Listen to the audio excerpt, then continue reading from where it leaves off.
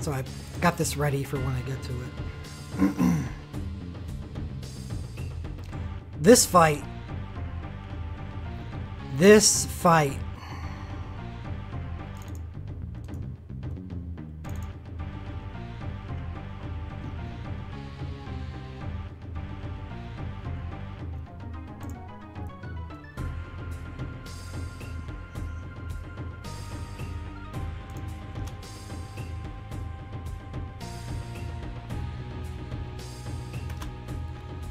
Alright, well, let's talk about the team comp. This fight has hounded me for a bit. I always knew that I had an extremely powerful Final Fantasy XVII team, but I couldn't get past, or I could get past, but just barely, a certain part in the fight, because it can be difficult to juggle the stuff that Aerith has to do, because I'll get the boss's AI for everybody. But at the start of the second phase,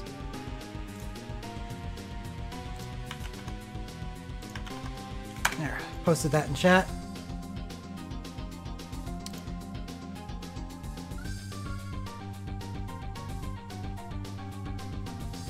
At the start of the second phase, you see turn 1 Mighty Guard, which is a self auto hit, protect, shell, and haste, which is something you want to get rid of immediately. Second turn, a piercing magical attack, and a third turn, dispel. And I deal a lot of damage, and it was hard to turn off that damage, and in many cases I couldn't turn off the damage. So what I would end up doing is running into the Mighty Guard, dispelling that, get hit by the Faraga, that's fine, and then I get dispelled. But the problem here is that on Aerith, I have her USB 1, and because I have Aerith's USB 1, I use it for her shell. As you see on the screen at the moment, she has Haska and Dispel equipped, so I get the shell from her USB 1. So, and what would happen is after that dispel, I would push the phase. Because Cloud is, by that time in the fight, doing so much damage. And it's, when you're trying to finish a fight quickly, you don't ever really want to turn off the damage. It's hard to turn off damage with Cloud. So if you look at the next phase, turn 1, Shadow Flare. Area effect, 870% damage, magic damage, not piercing. And because it's not piercing, that means it's more powerful if you do not have defenses up, where piercing is less powerful, but you don't have to, or it is very powerful because it pierces your defenses, but if you don't have your defenses up, then it's the same exact thing. So the problem was I was getting dispelled, losing my haste buff, and I don't have any other White Mage 5s. I don't think Final Fantasy VII does have any other White Mage 5s.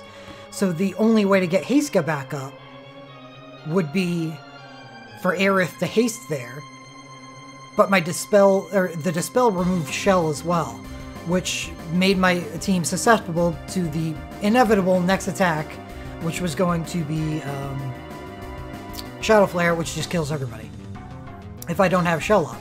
So juggling Aerith's actions there was always a bit of a difficulty. And the problem that I was having with the fight was I underestimated the amount of damage that I do. I recognized early on that, you know, I do a lot of damage. Maybe I can skip that dispel. And if I can skip that dispel, then I don't have to worry as much anymore, because that leaves my haste and my shell intact. But once I got into the fight, I underestimated how much damage I could do, and after, you know, many attempts, I said, ugh, it's gonna be really like RNG to skip that dispel. Ugh. So I'm not gonna count on it, so I'm gonna plan the fight out as though I don't. So I would plan out the fight and try and keep trying and trying and trying to deal with the Dispel by trying to manipulate or like pre-cast a Heiska to go off after the Dispel, so I could then instant cast a USB to put Shell back up, and it never worked. It was awful. But the truth is, and I kind of found this out, you know, later on, I kind of took a break from the fight, is this team does a sickening amount of damage even at that point in the fight, and I can skip that Dispel reliably. And it's made even easier because of Barret. Barret makes the team much more constant because everything he does isn't RNG based. It's, okay, I'm going to make everyone instant cast this turn. Okay, I'm going to make everyone instant cast the turn after, and the turn after, and the turn after. So,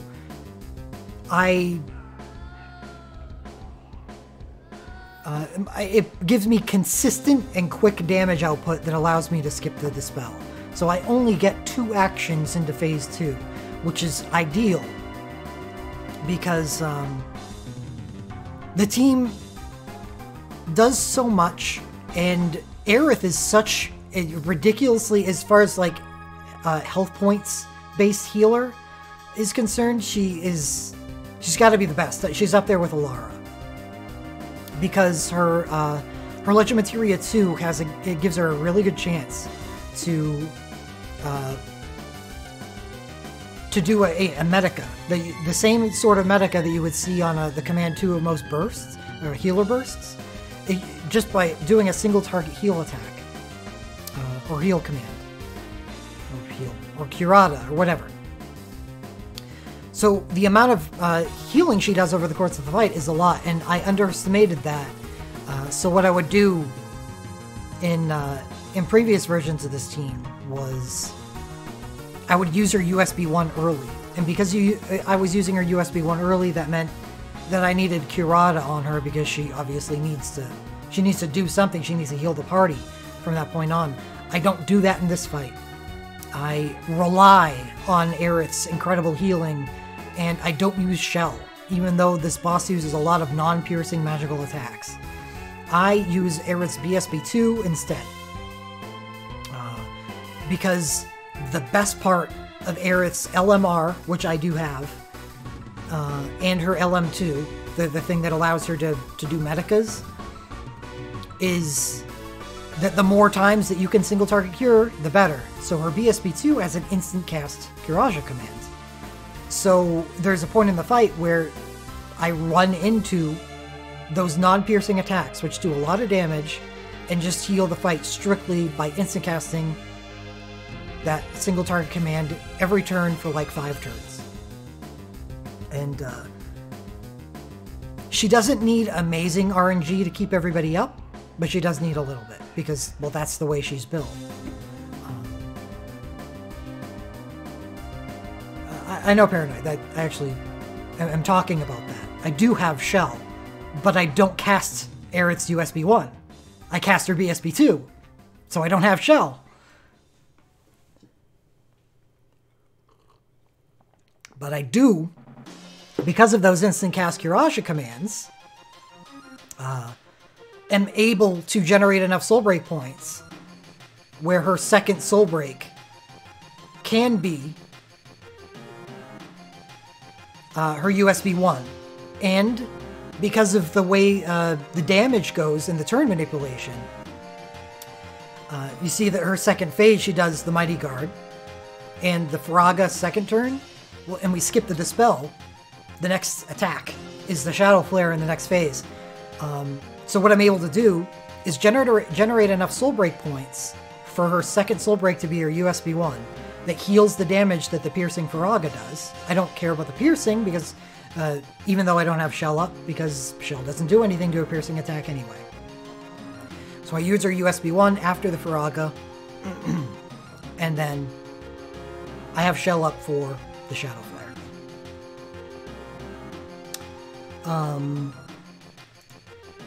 Okay, so anyway, so let's get back to the party. Cloud has Tornado Strike and Raging... It's Raging Quad Strike? He has a RS wind weapon and wind armor. It's not RS, so he doesn't have as high stats as everyone, but he has high stats anyway because he's legend dived and he's Cloud. I have the dual cast wind LMR on Cloud and his LM1, which increases his physical damage by 10%. And his RM, because we're using Barret in this party, I use the Truthseeker RM, which increases physical damage with swords by 30%. There's no reason for me to put Thunder God mode on him, even though he uses a lot of soul breaks in the fight, because he casts all those soul breaks instantly anyway. Thanks to Barret.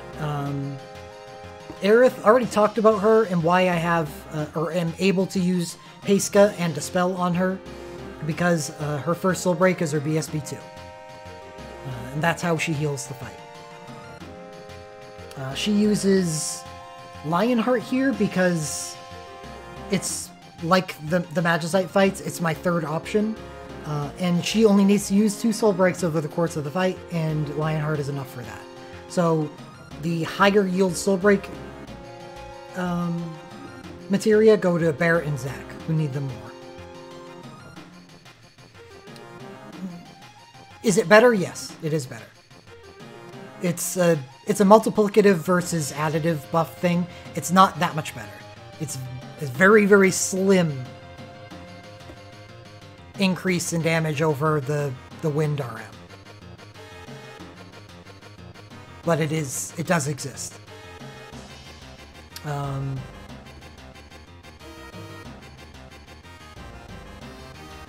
Shulk is basically here to battery for Barret. The thing about having an instant caster on your team is that the more soul break points that you feed into an instant caster, the more soul break points you generate on everybody else, because they're acting more often, so they use abilities more often. So even though in comps without Barret, you would send a lot of soul break points Cloud's way, because he could obviously make really good use of them. By sending all those soul break points to Barret in this run, it is basically like generating a bunch of soul break points on Cloud. I think Cloud uses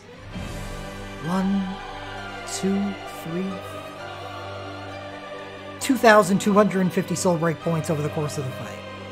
And he does get only a single Entrust. And this is within 30 seconds.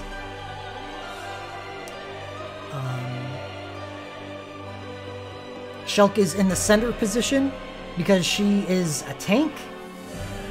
You can see she has more health than Cloud or Zac, and because she's an Entruster and doesn't need to attack, she gets to wear the best armor. She wears my keepsake knife, which increases her defense and resistance by 10, and she's got the major bio resist, so she is the tank of tanks, and the center position takes more damage in this fight than any of the others, because the arms on Jenova, one attacks 1, 2, 3, while the other arm attacks 3, 4, 5, so it overlaps in the center, as well as most of the poison attacks in the first phase, and other phases hit 1, 3, 5, and 2, 3, 4. So that center position gets hit a lot, which is great for Shulk. She loves that, because that gives her a lot of soul break points to give to other people. Third, we have Barret, who I never actually experimented with it, but Barret is also a support 4. I could have used Wrath instead of Life Siphon on him. The reason why I use Life Siphon is because he doesn't do an insignificant amount of damage over the course of the fight. So what would happen with Wrath is Wrath would overwrite the 50% attack buff that we're getting from Zac's chain, and I didn't want to do that. So I ended up eventually getting the Sub30 with using Life Siphon, though maybe one day when I feel up to trying this fight again, I'll try Wrath, because it does generate 50 or 30 more soul break points every use. The problem is I actually only Life Siphon twice in the fight. That's in 30 seconds. He only life siphons twice. That's how crazy the soul break generation in the fight is, and how many soul break points I send to Barrett. He spends almost the entire fight using his USB. You see he has Bartz's unique dagger that I got off the first volume of Acolyte Archives to increase his wind damage by 20%. I don't give him more than that because I know his damage output isn't that high, so I opt for Rufus's coat for the synergy armor to keep him alive better. And you'll see that it's actually required because yet again, like the other two commentaries I've done tonight, I manipulate everyone's health bars to as far as they possibly go before making use of my healer. And this is the most extreme example yet.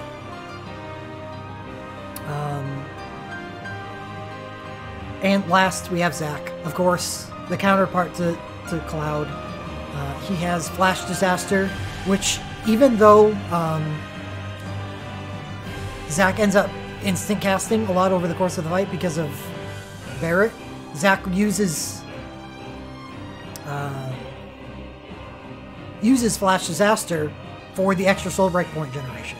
And it's actually important. By the end of the fight, on the very last turn at about 28 seconds, Zack has the exact amount of soul break points that he needs to cast his last soul break. Zack uses 2,000 soul break points over the course of the fight. He uses chain and 3 USBs. You could easily sub in his BSB for his USB here. The only problem would be it has 8 hits instead of 10. I was talking about this on Discord with Ricky yesterday. And that the fact that it's 8 hits instead of 10 means that there's a increased likelihood that his BSB will not hit the boss and thus put it in peril on the boss if the arms are active. And I do, in this version of the clear, use the USB once while the arms are active. And there have been attempts where all 10 of my USB hits hit only the arms and not the body. I'm like, really? That's how you're going to end a run on me? Because you need that 20% extra damage from the Imperil. But Zack takes so many actions that he does get the opportunity to use Ripper Blast, which does a pretty substantial amount of damage when it's up to 5 hits and the chain count is high. Alright, let's talk about the Magicite. They're on screen at the moment. You see T-Mat as my main. I use T-Mat for the increased damage output. One of my previous attempts, in order to try to counter the fact that Aerith did too much and had to recast Heiska by herself, I used Silver Dragon. And granted haste all allies. That I actually used Silver Dragon on my first Sub30 clear of this fight. Because that was my solution to the Dispel problem. The thing is that fight was, that the RNG was so in my favor that Cloud just annihilated and double casted it at almost every opportunity and blew through the fight that I never even needed a Magicite. And that's the fight that made me realize that I didn't need to cast haste anymore because I never saw the Dispel. The fight that I finally got the 30-second clear on made me realize that I didn't need the thing to get the... And so I didn't need the Magicite to get the 30-second clear, so I didn't use that on this. The reason why I made this commentary is because I knew by adding Silver Dragon, or adding Tiamat as my primary, because Tiamat's, instead of giving everybody haste, Tiamat's benefit is it increases everyone's wind damage by 10%. I knew that by using Tiamat instead and optimizing a little bit, that I could make this run consistent instead of relying on that ridiculous Cloud RNG that I saw in my first clear. I admit that I'm very glad that I saw that, because it really upped the drama of my first clear. because I had no idea it was coming until like 24 seconds into the fight. I realized, oh my god, I actually have a chance to sub-30 this, don't I? In which case I started panicking and almost made a terrible mistake at the end, but we came through. But anyway, so Tiamat's my main. We have a 15 Empower, a 12 Empower, Blade Ward, which is useful in the fight because of the slappies. And on Silver Dragon, another 15. So we've got two 15s and a 12. That's a total of 26% increased wind damage. 3 attack boons, which is overkill, but still fine.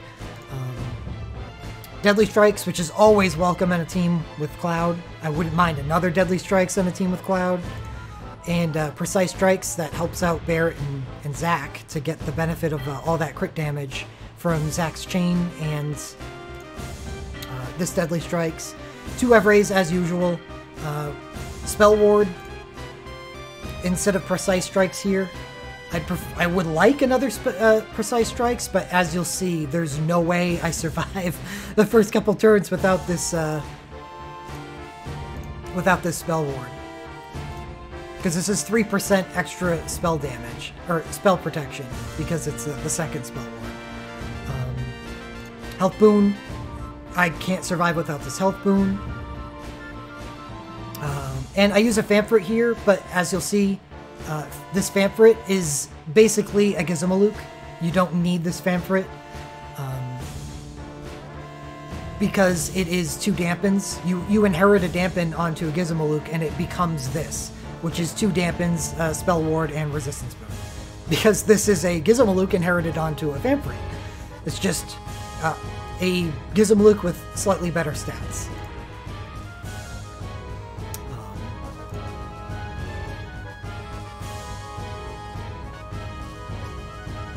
So that's my Magicite.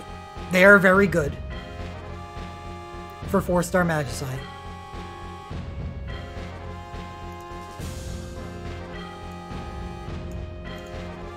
Yeah, Max Inherit.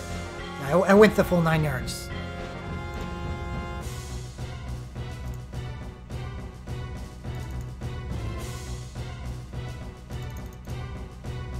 Okay, any questions about the team comp before I get started?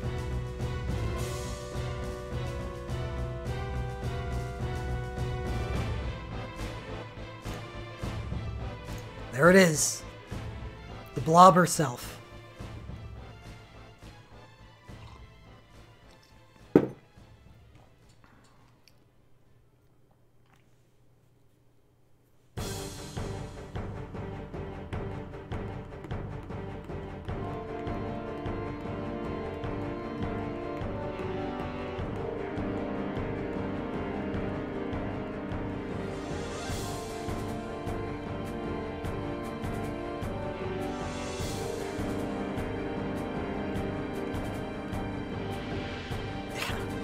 Imagine me not using a Legend Dive USB 1, USB 2 Sephiroth in the Torment.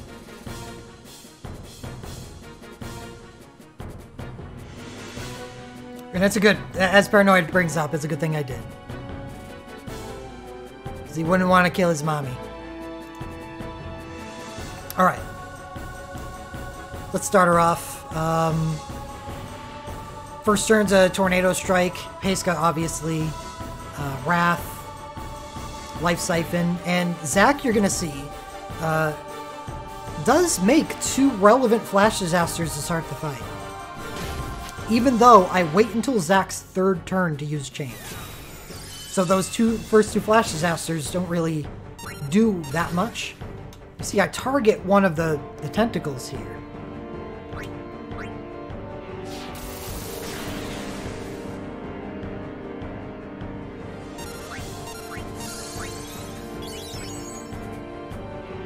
And though I have Mako Might on Barrett, I purposely do not use his USB on the first turn because I want to set his USB up to instant cast out a lot of high cast time stuff after it goes off. I think he gets 4.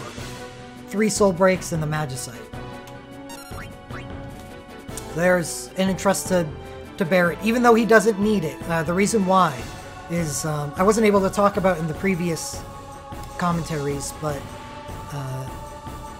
when you're using Shulk as a single Wrath Entruster over the first 4 turns, which would be Wrath Entrust to one person, Wrath Entrust to another, the second Wrath Entrust carries more Soul Break points.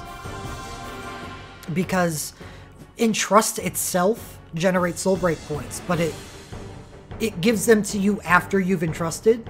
So at the start of the fight, you Wrath for 270 Soul Break points, give that to someone, and then I believe, I don't know, Entrust is worth whatever, how many points, and then that's added to her total, and then she Wraths again, so you add the Entrust total to the Wrath total, and then you send that over the turn after, plus whatever you get from being hit. So the second, the person you give it to second is always more. So even though Barret doesn't need this, and technically Cloud will need it, I want to give Cloud the second Entrust because he needs those Soul Break points. Because, as you'll see by the end of the fight, he needs everything that he gets over the course of the fight. Is this a different kill than the one I uploaded earlier? If you're referring to the video that's currently on my YouTube channel, yes it is.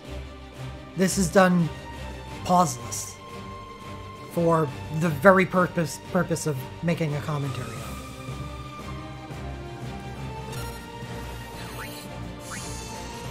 You see, Zac again uses Flash Disaster instantly. You see, there's no reason to use the 5-star ability, even though it has a cast time, or a Flash Disaster, because Flash Disaster generates more Soul Break points. And I want to, in a lot of cases, I want to save the 5-star ability for later on in the fight when it's 5 hits anyway. And you see I use Flash Disaster once on each tentacle. It actually matters.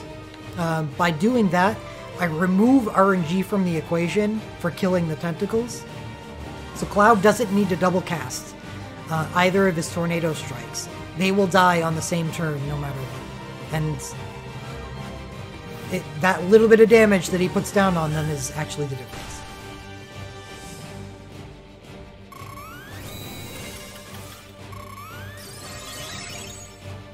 Aerith healing when she doesn't need to.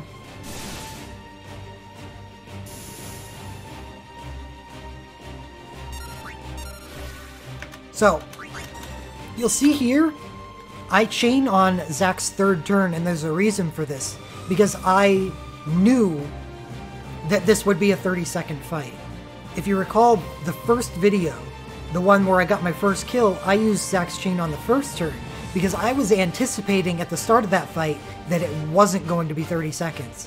So I used Zac's chain twice in the fight, because the 50% increased crit damage buff and the 50% attack buff that his chain provides are 25-second buffs. So if I cast it on his 1st turn instantly, then it expires before 30 seconds. I delay it here and cast it now, because now I know that at 29.55 seconds is when the 50% crit damage buff and the 50% attack buff will expire.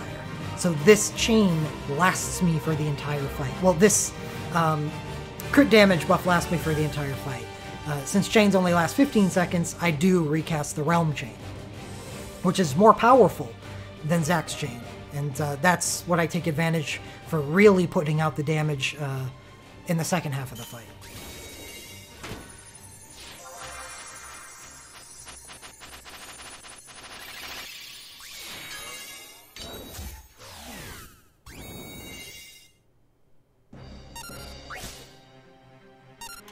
As someone pointed out to me when I first did this fight, I was targeting Aerith's Dispel onto the body because I wanted to make sure it hit the right target. But I was unaware of, and I thank for that person for making me aware of it. Dispel auto targets whatever enemy doesn't have or does have buffs on them. So the center, the blob, has Mighty Guard on it, so Dispel's going to target that automatically. And now, we use Barrett's USB, because I know next turn a lot of people are going to be able to make use of that instant cast buff. I target the third Flash Disaster on the center because I want to add 3% to the chain. That's it. Didn't do a whole lot more other than that. Alright. Now, with those two tentacles, we have seen the last of pure damage. And you'll see, you do not see Aerith's health bar. If I didn't have the defenses that I have in my Magicite deck, I would not be able to survive at this point in the fight, because I do not have Protecga, I don't have Shelga. So everyone takes a lot of damage in these first 8 seconds of the fight. And I do this purposely, because I know that the boss's next action is a gravity attack. I don't want to heal before this point, because I know it's going to be wiped out by the gravity attack. The more health you have, the more damaging it is. And you'll see when it makes a gravity attack, it barely does anything because everyone's already dead.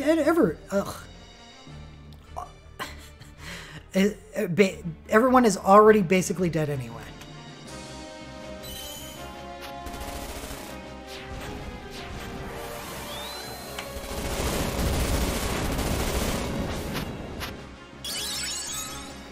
So here's the Zac USB, and actually I have to go back.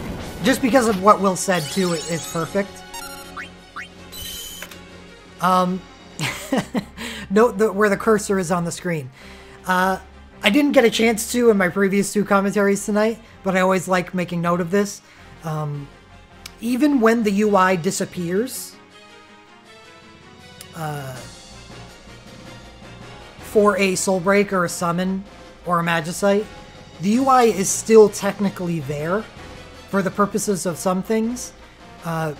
You see Cloud's ATB is active, or is full, and so is Aerith's. Because Cloud is next in the, the order, I know that right now it is Cloud's turn. And I can target with Cloud at the moment, even though the UI is gone. So what I do, and I target the boss, because that's time I don't want to take to so when Cloud's turn comes up, or the UI becomes active after this USB goes off, I can USB and it will hit the center, because I don't want it to hit the arms, because that's wasted damage. And I make note that I click in the center of the Jenova's breasticles, because that's where I know the hitbox of Jenova is, and that's your target. I don't know, it's great. It's like a landing spot. But thank goodness, Zac's USB. It's the center. Boom! Instant Crop Slash. I already targeted where it needs to go. Then Lionheart is what allows me to cast Aerith's USB, or cast Aerith's first Soul Break on her third turn without Mako Might. Because the next attack, which is coming, Graviga. Well, let's look at how much damage this Graviga does. 8 damage on Aerith. It does a massive 903 damage to Zac. And the fight was engineered for this specifically. Not just the damage done, that I then heal up afterward, but this Graviga giving Aerith the Soul Break points that she needs to instantly cast out her BSB2 because of Barrett's USB.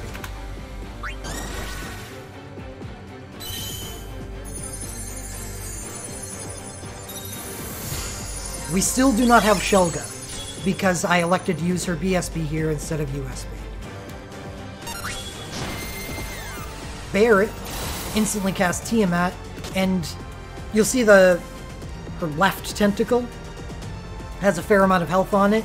This is why I spent the Flash Disaster on it at the start of the fight. So this Tiamat cast that Barret instantly cast because of his USB on the previous turn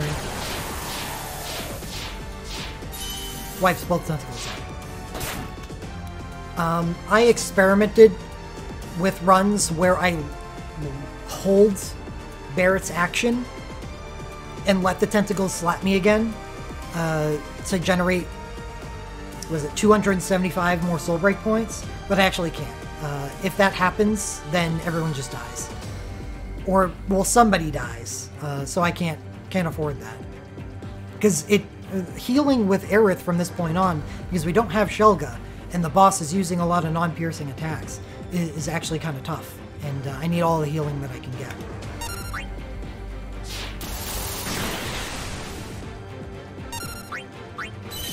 I glint here. Even though Cloud had a full soul break bar ready to go, and I could have used Cloud's BSB2 or USB2 instead, which I tested it out, is a lot more damage over time than his glint. The problem with that is I don't want to do that. I don't want that damage, because dealing too much damage right now runs me into that problem I talked about when I was talking about the team comp. If I deal too much damage right now, I don't skip where I want to skip. I run right into second phase and spend too long there, and I get dispelled, and then everything goes wrong, and everyone dies. I'm unable to react quickly enough. We do too much damage to the boss. Aerith is not able to generate enough soul break points using her command 1 on her Medica to get the USB 1 active before the Shadow Flare. So the Shadow Flare kills everybody because it's a huge attack. So what do I do instead? Well, I glint. It's more constant and predictable damage, which allows me to control the fight and makes me stronger later when I need it.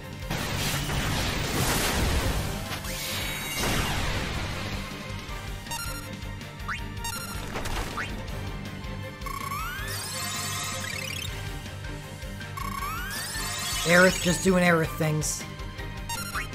Now you see Barret's soul break points allowed him to use another USB. I don't want to do that. No, it's not. It's one of the 6 instant single target damage ones.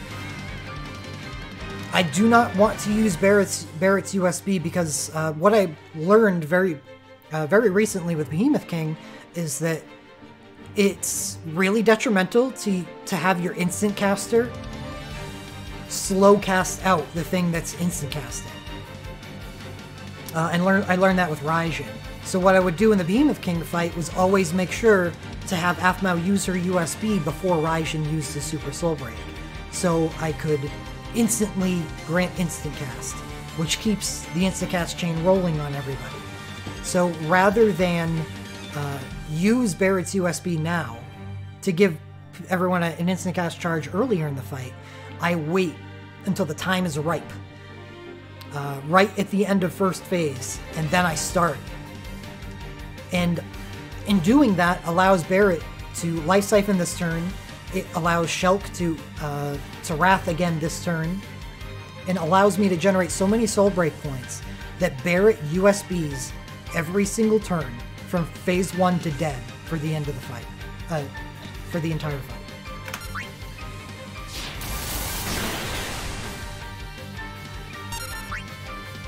So that's what I'm doing right now by using Spell Blades with Cloud, using his glint.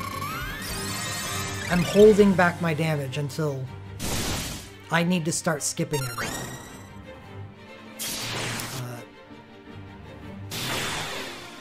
Holding back my damage by doing 80,000s or 160,000 there.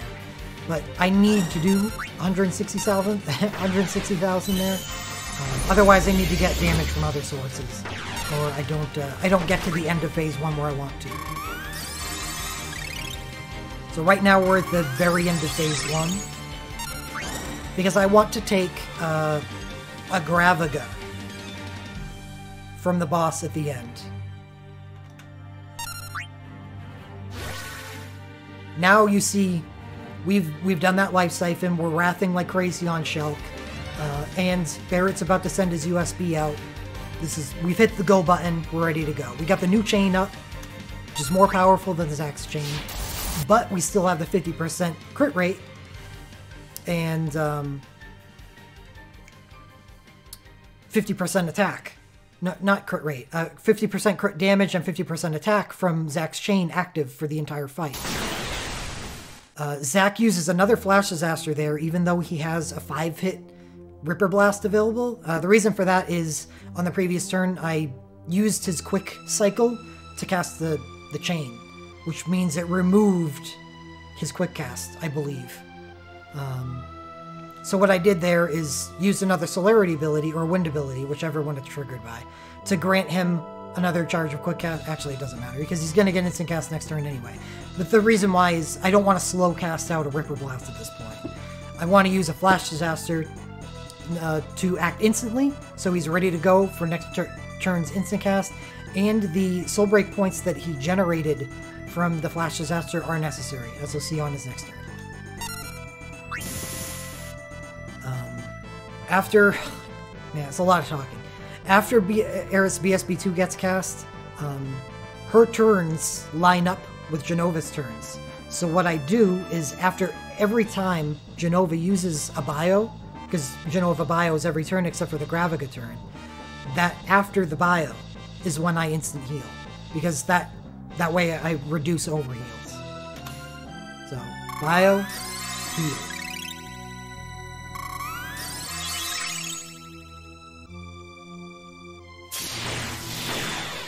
That one did less damage because we're on a new chain, but that's okay.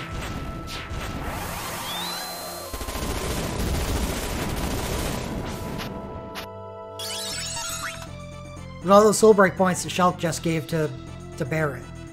Those Soul Break points, plus what Barrett has, allow him to instant cast the next 3 turns for everybody. What does that mean? That means Shulk can instant Wrath next turn, instant Entrust the turn after to Barrett to give him 4 turns in a row, and over the course of those turns he gets enough Soul Break points to instant cast another turn for 5 turns, which means that Shulk gets to Wrath and Entrust for another turn to Cloud. You see how many Soul Break points Zack has? If I had used Rip and Blast, he wouldn't have had the Soul Break points that he needed to use his USB at the moment. That's why I use Flash Disaster instead of Ripping Blast, even though technically Ripping Blast is stronger.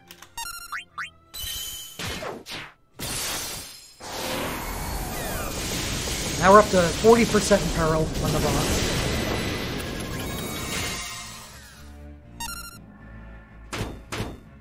Graviga. That is the end of Phase 1. We have now done enough damage to push the boss into the next phase. So the next action the boss takes, I know, is going to be Mighty Guard, because I looked at the AI list.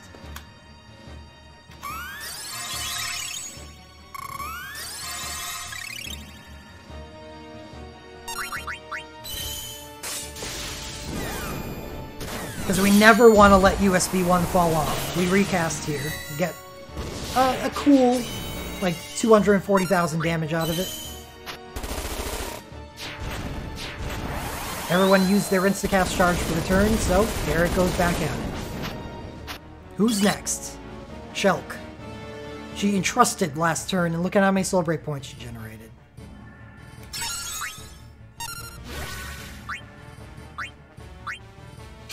Now we Ripping Blast, because we're able to do it instantly. Mighty Guard, instant Dispel. Beautiful. Oh, God. So much better than the previous strat. Barrett really makes this run work, because you get to instantly react to everything that happens. Now we're doing a lot. Because we have so many damage buffs active on everybody. that Tornado Strike obviously does a lot of damage. And it doesn't, unless he dual casted here, he doesn't kill the tentacles. Unfortunately, I haven't found a way to do that. But it's okay. Barrett's next USB, obviously, even bad RNG is going to kill those tentacles off.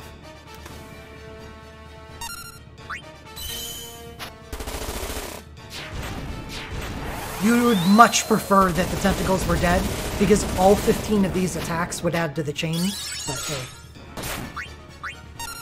Remember what I said. After that huge entrust, she does a Wrath entrust to Barrett to keep the chain going of USBs for yet another turn. Another instant Ripping Blast. Remember what I told you about the phases. It was Mighty Guard, then the Piercing Faraga. I don't worry about the Ultimate Faraga because it doesn't care if you have Shell active or not. Good thing, because I don't have Shell active. If this wasn't Piercing, it would kill me. So, I take the damage from this and clear off the damage with her USB. I know we're not going to get a Dispel next turn because I have skipped that. So we're completely healed and we have Shell active, and I am in a part of the fight where I was not able to get with my previous awful strats.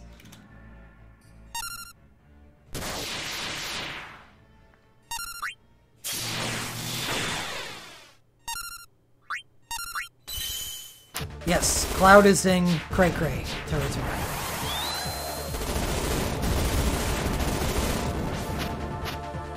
We're at 71% or 79% on the chain, and it just keeps going, thanks to those 15 hits that Barrett keeps adding. And now we go back to wait till Jenova acts, instant command 1. It doesn't matter if it's instant because everyone's instant casting anyway, but she doesn't have any other heal that she can do.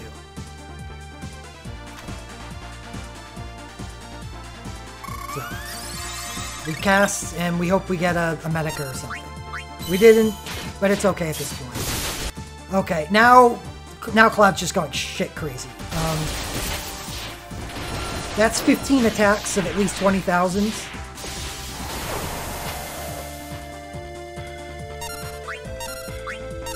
Everyone's used their Instacast charge. Barrett, you're up again.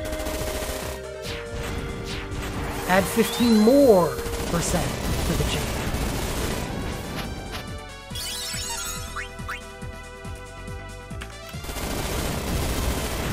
Remember what I said about using those flash disasters at the times that I used them during the fight. You see Zach's soul break points here. I do not believe that he has the soul break points to use his USB here if I don't flash disaster when I flash disaster. So this does a good amount of damage, but it's really for the 20% increase in peril. So now we have a max in peril. We have a plus 225% wind damage chain, or just realm damage chain. Aerith has lost her burst at this point, so the only hope she has of doing anything is instant Heiska. And hoping that she procs her Legend Materia 2 to heal the party. Not because it's going to matter for healing purposes, but it does increase Cloud's damage output because of the 2 Everrays. Shulk gets this one final entrust off to Cloud, and then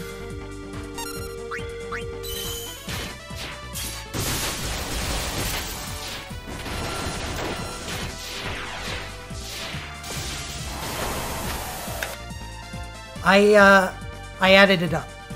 He did 491,000 damage.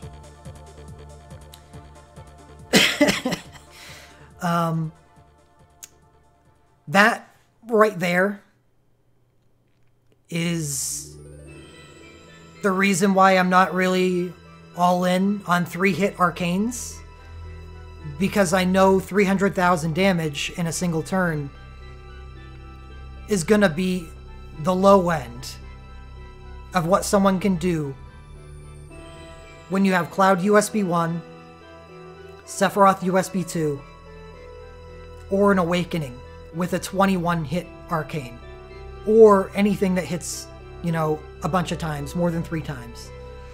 These soul breaks, as power creep increases, won't be able to do as much as these super characters will be able to do, because it's already present in the game. And I did apply Cloud's 21 hit Arcane multiplier to what just happened. It's a 19 multiplier to Cloud's USB 2, which is a 7.2 multiplier. And if I use Cloud's Arcane there instead of Cloud's USB 2, Cloud would do 1.2 million damage with his Arcane. That's a lot. And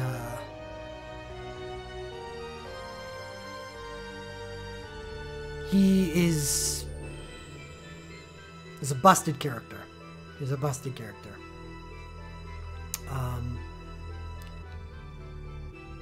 But here's the best part of the fight. We haven't got to the best part. The boss isn't dead. We have a thief in the building. Here, I see that the boss isn't dead, and I say, oh, well, I got 1.64 seconds left in the fight.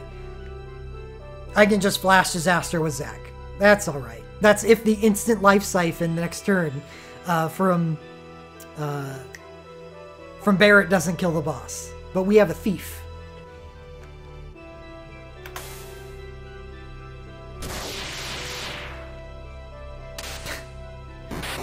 Slides in from off screen and said, oh, no, I'll take that.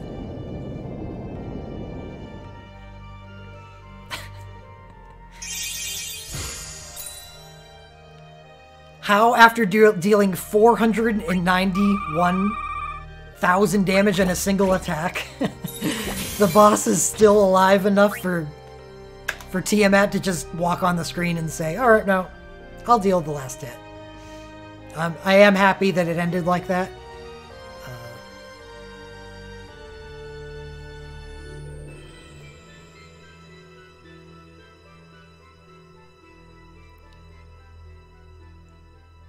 So, that's, I guess, Arcane lists and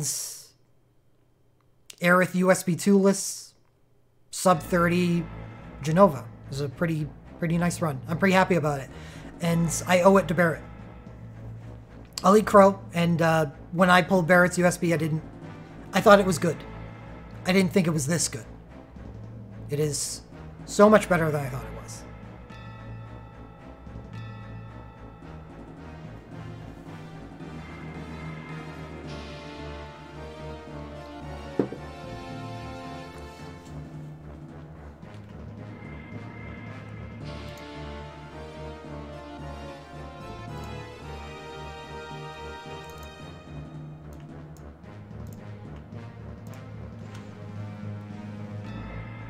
Any questions?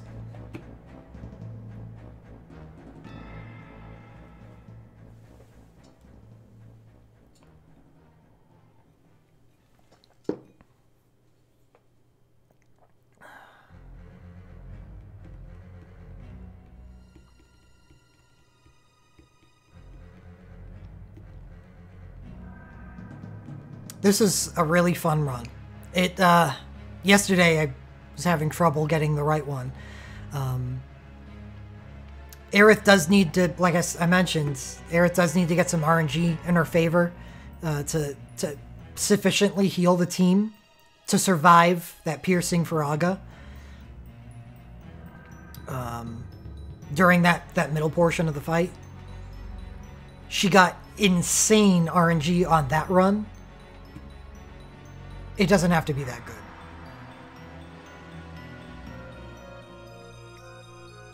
Because usually what ends up happening is Shulk is the one that kind of draws the short stick and doesn't have as much health as everybody else, but that's okay because she's a tank.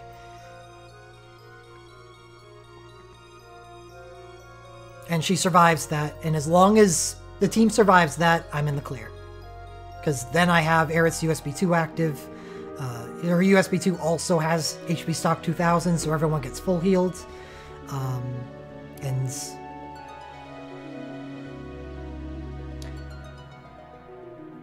sometimes there's some weird shit that happens early on, Colin. Let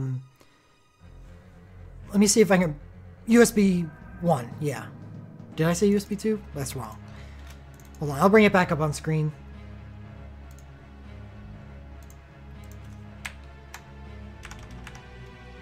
So after the chain is active,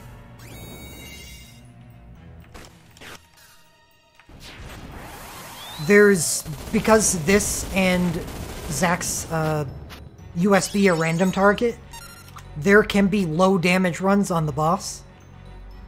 If it's a high damage run, then I don't have to worry about getting the timely double cast. Everything works out how it did. And I know that I've done well, not by reading the percentage or anything. I know because of the glint.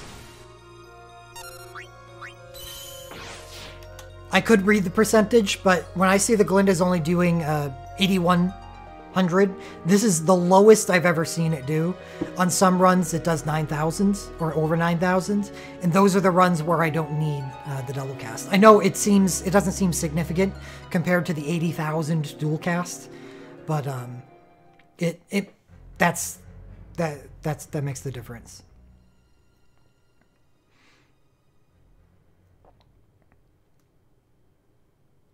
Because I guess it's a higher chain count. I actually haven't experimented to see why this glint does a very different amount of damage sometimes. But the only thing that could be random, in my estimation, is Cloud dual casting Tornado Strike, and that's only 2%. But it's got to be Barrett's USB and Zach's USB.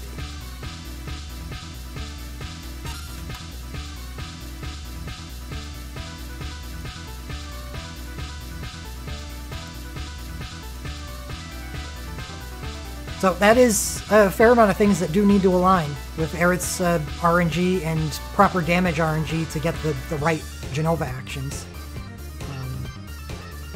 But it's a torment. Luckily, unless you're making a pauseless commentary video, you only got to do it once.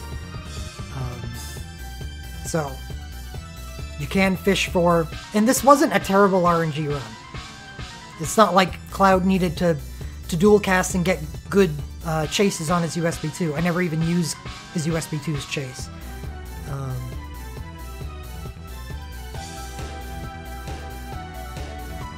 But you can if you want to. Just to get that 1 30-second clear, get all the rewards, and get out.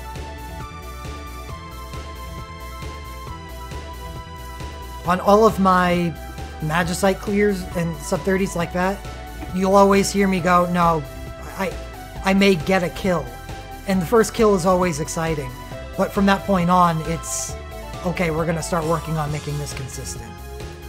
Because resetting. I do enough resetting while I'm experimenting. I don't want to do it when I'm farming.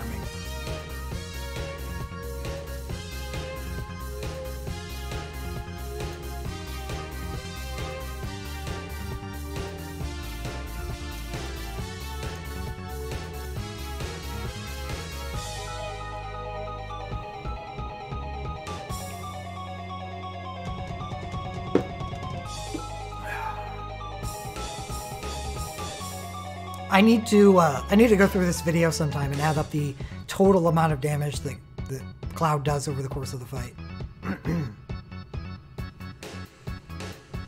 Because that USB 2 that he used before, the last USB 2,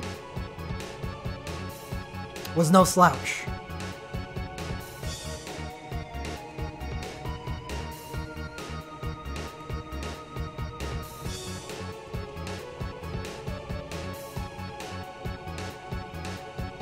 Which one am I planning on tackling next?